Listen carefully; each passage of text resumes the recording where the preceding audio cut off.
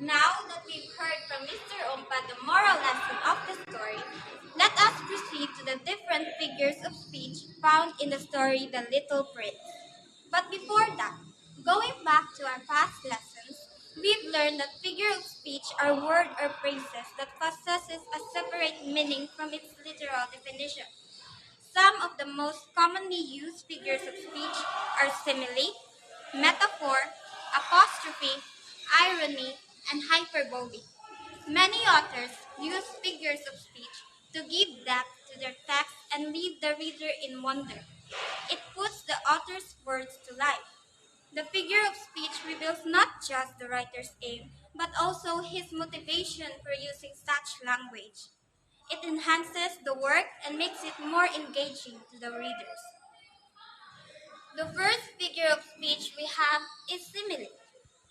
A simile is an express comparison between two unlike objects.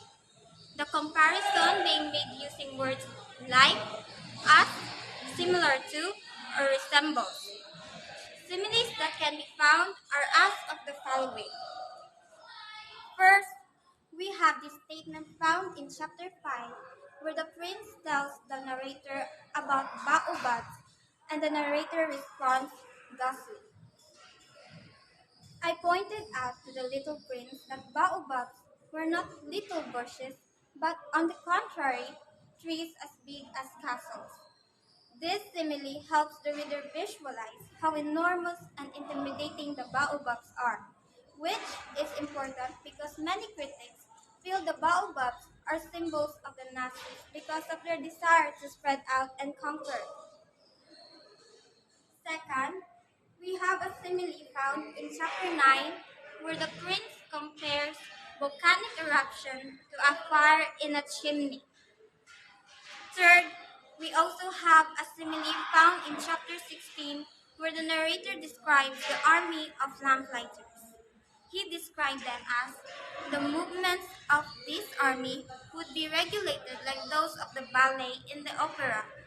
This simile not only adds charm to a dull chore, but also emphasizes how strict the duties that grown-ups undertake are. The comparison is also a flowery and witty approach for the narrator to depict the lamp-lighters, which he confesses and apologizes for. It serves as a reminder to readers that the narrator is an adult who is prone to such frivolities. I now introduce Mrs. Almansor to discuss the next figures of speech found in The Little Prince.